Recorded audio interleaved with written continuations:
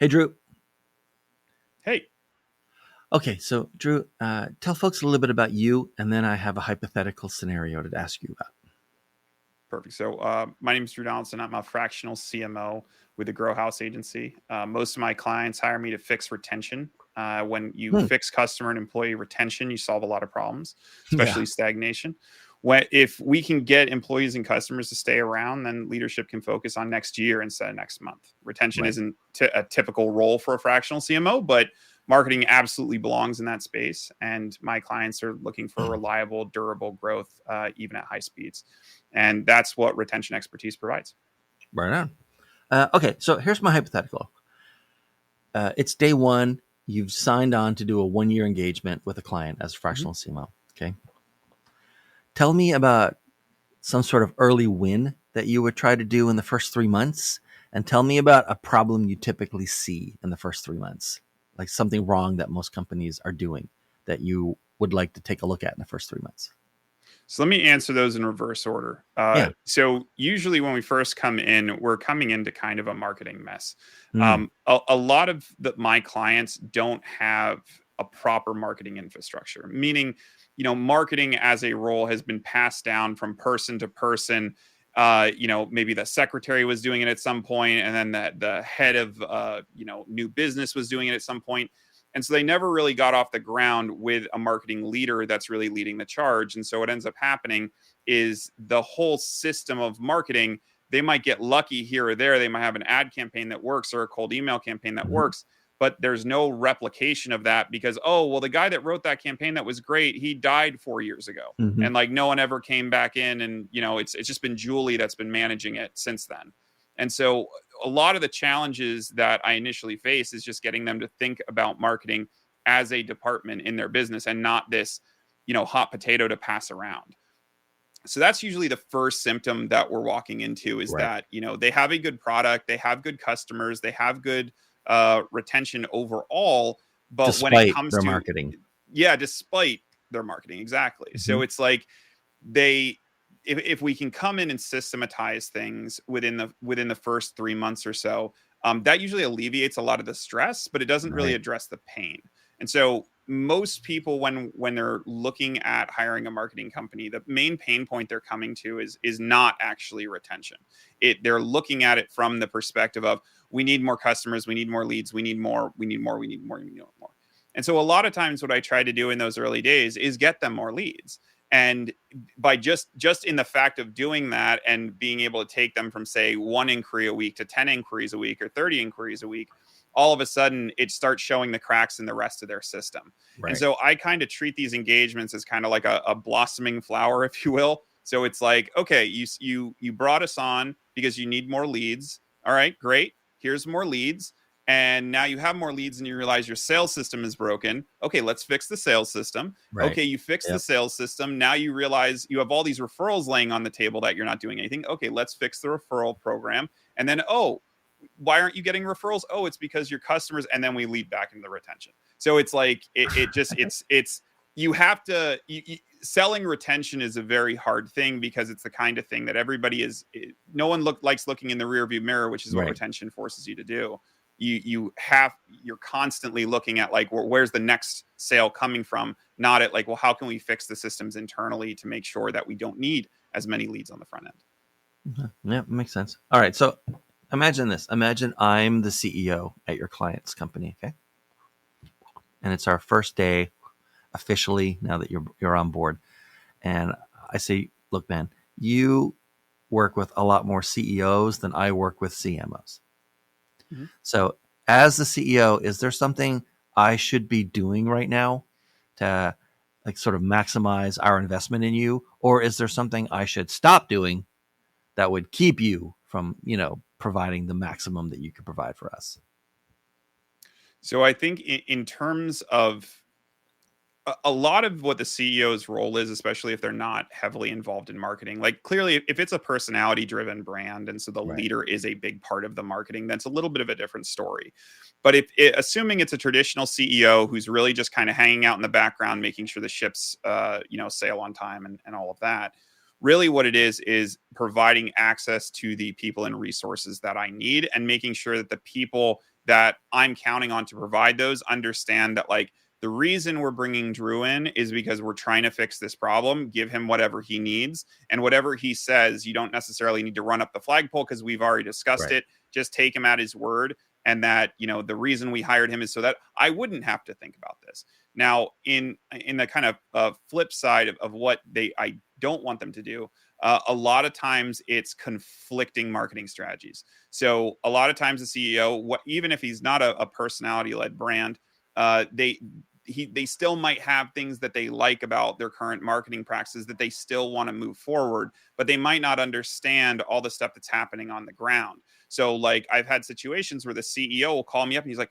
"Why isn't our Facebook campaign running?" And I'm like, "Because it wasn't working." He's like, "Yeah, but that everybody always commented that they loved those ads." Yeah. And I'm like, "Okay, that's great, but it wasn't actually driving any revenue and you were just wasting money on it. Like you spent $4,000 on Facebook ads and you have 10 leads to show for it. Like that's not a good cost per acquisition." Oh, okay.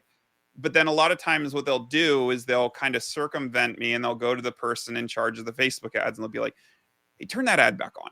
Like, you know, people, you know, if we're not out there showing our face to people are going to forget about us.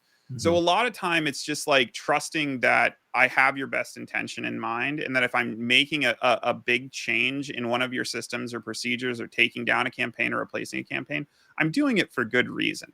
I walk into plenty of clients where they have a really good pay-per-click campaign running.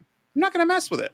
I'm going to Right. leave that puppy alone, right? If you're getting good leads and good traffic from that, I don't care one bit about that campaign. I'm not one of these kind of like dictatorial CMOs that comes in like everything you've ever done is bad, everything I have is good. It's like, no, it's like if you have something working, keep doing it. Like I don't want to get in the way of that. Let me focus on the things that are broken.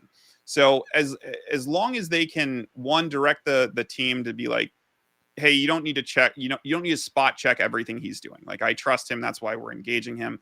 And then also not kind of circumventing to try to also put their 2 cents into the marketing that isn't kind of coming through that main pipeline, because what that ends up doing is just kind of creating this fractious relationship between me and the team I'm trying to help execute. Right. All right. Um, so I've got some fill in the blank questions for you. Your answers can be as long as you want, but I like to fill in the blank because it's not much work for me, honestly, and more work for you. So, I got you. number one, many clients just don't understand what? Many clients don't understand how long marketing actually takes. Mm-hmm. It's the reality is that everybody gets really hyped up when they see people have big wins and like, oh, we launched this and I mean this is very like consumer level, but like if you go on Twitter and you follow a bunch of marketers, they'll be like, we launched a campaign and made $500,000 overnight. And it's like, that's cool, that's how marketing should work. It's like, Mm-hmm. yeah, but what he didn't tell you was that he worked on that campaign for like 2 years. like like it took a while to get to that point. It's like every once in a while, and I almost hate it when it happens, that we will launch a campaign and it'll immediately do great. Mm-hmm. And so people will have this expectation that's like, oh, well, every marketing activity we do, we should just turn it on and it should just run like, you know, a brand new car. And it's like, no, a lot of marketing is, you know, fixing up a jalopy. Like it's a lot of experimentation and, well, that battery didn't work. Let's put this battery in and see if that does better. Or you know, yeah, you know, this is good, but the mileage still isn't right. So we got to fix the air intake. So it's a lot more experimentation than I think most people understand. And they don't understand that experimentation can't be done in 2 or 3 days. Right. Oftentimes, some of that experimentation's months. Okay, so talking about things that hit, right? Versus all of the other like slow and steady wins the race kind of stuff. So I write a lot of emails for sales teams and marketing teams. I have a handful of campaigns I've written where the open rate is higher than 100%. People forward them on and that kind of stuff. Right. But I mean, yeah, I've got like 1 at 103 and 1 at 100. I would never show that to a client because the first thing they're going to say is, I'll have 105%, please. Thank you. And like, Yeah. I can't guarantee that, man. Like nobody knows why this one took off. It's just the way it is. It's well, and I mean, a lot of it is like you can do some Monday morning quarterbacking of your own Yeah. work, and you'd be like, well, the subject line was great, Mm-hmm. right? Or oh, well, that ad just perfectly tapped into the audience's pain, or Right. like our timing was just spectacular when we launched that, you know, challenge or whatever. But the reality is like it is all Monday morning quarterbacking. Like you Yeah. don't know unless you've done it repeatedly. So like we have one particular ad structure we use for paid media, and the reason why I feel confident, kind of gloating, if you will, about the performance of those campaigns is because it's a formula, Mm-hmm. and it's it that we know for a fact that 8 times out of 10 that formula is going to work, and the 2 times out of 10 it doesn't work, we can change something and make it work. So Yep. it's like it's one of those things that's like I always try to hold back on showing like the best of the best and try like going middle of the road or just setting expectations around the time it takes. And it's like, yeah, listen, lightning can strike twice. Like we could have a campaign that blows up immediately, but most of the time you got to be a little bit patient. Like this is an annual plan. Like this is not a 6-week engagement. So let's take the time we have and really invest it into building the structures that are going to make you profitable long term. Yep. Okay. So another scenario: you're on a screen, you're on a stage, and the 200 and so people in the audience are all fractional CMOs, but they only became a fractional CMO yesterday. They are brand new. Okay. Okay. You're on stage, Okay. and you're so finish this sentence, folks. The one thing about starting out as a fractional CMO that's going to shock you is what? You're charging too little. Okay. What do you mean? Uh, the reality is that, and this goes for any business. I could be talking to bakers or candlestick makers, and it would be the same thing. When people first start out, oftentimes they undervalue the time and effort that they Mm-hmm. put into things because they just want to make Yeah. the sale. And yes, I mean, listen, if you got rent due and that $1,500 is gonna, cover your rent, like do what you Yeah. need to do. But I think as a practice, you need to become really comfortable with consistently increasing your prices until you find the breaking point where people stop saying yes. And I think when people go through that process, oftentimes they are honestly kind of shocked at how high that number goes, because people pay for expertise. And if you can talk a good game and back it up, they will pay you what you're worth. And so it doesn't help anybody, you especially, by undervaluing yourselves. All it does is kick sand in the eye of the guy behind you, because now he's going to come in and have to fight twice as hard to get the rate he wants. And it robs your own piggy bank of potential profit. I've had clients come to me and tell me, "Oh, you're too cheap." I'm like, "Great, Yeah. let's see how you feel about in a year when your renewal's up." Yep. I tell folks in sort of any sort of freelancer or one person business or single shingle business, you can think of, especially for the first few years, you can think of all of your customers as falling into one of 4 categories. You need 1 or 2 keep the lights on customers. They don't spend a lot every month, but they're going to need something from you, or they're going to pay you for a long time, right? And that's your floor. That means you don't have to worry about, making your mortgage payment or something. There's money coming in. And then you need your logo customers, right? 1 or more customers that most of your prospects are going to be familiar with. So, if you get a chance to work with Apple or whatever, right? That you're going to have Apple's logo on your website till the end of time, even if it was 30 years ago, right? Because it makes them feel safe.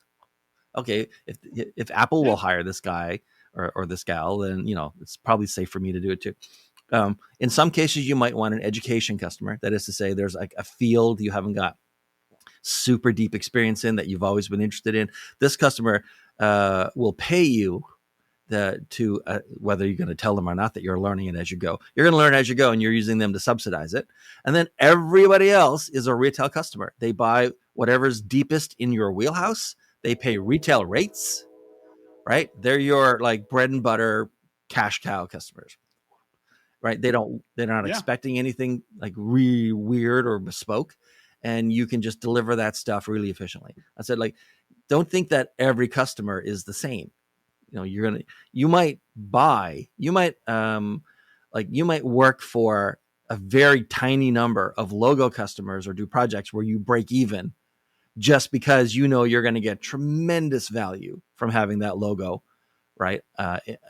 Backing you up for the rest of time. So maybe, whatever, you take a project at Google just so that you can from then on say, yeah, Google paid me. I was one, I worked with them, right? And so, but you don't want many of them, right? By definition. because you're not making much money on them necessarily. But you want mostly retail. But to get the retail and even the sort of keep the lights on customers, you might need a couple of logo customers. But they're not all the same, and you don't want equal percentage of all of them. You want almost all retail customers. Obviously, they're the most profitable. But you just don't. You don't have to Yeah, treat them like it's it's all like the the same and then Pareto. give everyone the same rate. Yeah, I mean it's the Pareto Yeah, principle, right? Like 80% of your clients should be the ones that are paying the bills, and the 20% of your clients are those experimental yeah, ground floor clients that are like, all right, I'm in a new market, I'm kind of figuring it out, so I'm going to give them a discounted rate because I can't in good conscience charge them, my normal retail rate when I'm kind of playing here. I think the logo customers, the other thing about them is like, even if you start low with them, you have a lot of room to hmm grow. So it's better to build the yeah. relationship and then turn that small Into one project of your with keep the Google lights into on a bigger customers, or project and a at a bigger minimum, right? project. Yeah, Exactly. It's worth like, and this isn't to say like take pity on on big yeah. corporations, like, charge them less. If they can, if you should never be upside down on a No, client like that, that's not even a something that logo customer. No. it's no, not even a logo customer or an experimental customer or anybody, because at the end of the day, that is going to Yeah, reflect in your work because you're not going to be able to yeah. spend the time and effort and resources needed to actually get them the good results. So you should never be upside down. But listen, if Google is a break even customer today, they could absolutely be a retail customer tomorrow if you do a good job. So at least break even on it. Uh, so that Yeah. you can keep the lights No. on and the doors Plus, open. with like a small but impressive number of logo customers, you can raise your rates across the board, right? Yeah. Yeah, well they're Yeah, used to that, right? Like you're going to get far less pushback from Apple when you send them the new yeah, retainer and it has a 20% bump right. and they've made, $1 Yeah, billion but dollars you'll off get of less your pushback from efforts. your retail customers because you're Apple class, you're Google class now. So of course, like you charge more. Right. Okay, Yeah. so tell me something that your clients or prospects, like or companies you're talking to, like they talk about in the realm of marketing that you think is completely overrated. SEO. Okay, why is that? SEO is the most overrated form of marketing. So it's in the name. It's search engine optimization. It's an optimization strategy. You're not opening up a new Mm-hmm. channel. You're not, creating a new market. You're not, there's only so much you can do, and what you can do is going to take forever. It's a last stage marketing effort. It's after you have your cold email Yeah, strategy is locked in and your paid media is locked in and your content marketing is locked in and you have all your pieces on the board and you couldn't possibly do anything else and you still have $70,000 in your marketing budget and you're like, what do we do with it? Plug it into SEO. Because at the end of the day, the gains you're going to get on SEO are long-term mm-hmm. gains and they're fractional gains compared to what you're going to get by having a great paid Right. media outreach strategy, a great cold email outreach strategy, even just general educational content marketing that you can post on social and on your website is going to give you far more in terms of value for your current and prospective customers than going crazy with all of the like backlinking and updates for the SEO on All your right, website. and then what's underrated? So many things. His mind has just been flooded with things to say. Yeah, Companies and I prospects mean, don't talk enough or don't give enough credence to X. I would really say the I'm going to give you Sure. two answers. I'm going to give you the kind of like experimental answer, and then I'm going to give you the what I really think. I think for the experimental, I think people are underutilizing AI and lead gen capabilities. Um, AI has become so unbelievably Mm-hmm. powerful, and it can be used in so many different ways. And yet, the retail customer is usually only using it like they're pulling ChatGPT up and being like, Right. "Write me a Yeah. Facebook post," and like that's the max that they're ever using it for. But you can build bots that can not only do lead generation for you, but can actually provide instant value. And I'm not talking customer support bots or like asking questions about your business bots. I mean like real tools to like help someone work through a challenge that they might be facing. I just built one for someone on a webinar last week or 2 weeks ago where she's a parent coach that works with parents for holistic child Right. discipline, And like within 20 minutes, we had a bot that took her methodology, and the parent could type into it what scenario, like what was the kid doing, and it would spit out what the corrective disciplinary measures should be for that child. That's an insane amount of Yep. value for a prospect. Like you're giving them an instant answer. Yes, it's not the same as working with a coach who's gonna like comfort you and let you lean on their shoulder and give you like really personalized advice, but that's an incredible amount of value that you can produce as a company.